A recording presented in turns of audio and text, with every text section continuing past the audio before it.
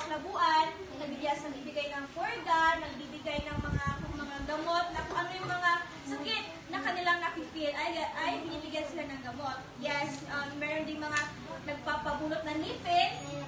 Yes, meron din mga ganon. And then meron din bloodletting activities. So those are example of healthcare, health services. Services or activities that help people stay healthy or get better when they are sick. Naintindihan lang ba? Opo!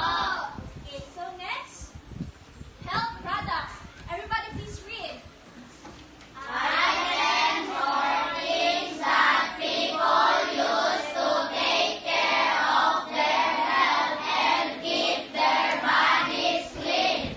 In simple words, health products help us stay healthy, prevent sickness, and maintain good hygiene.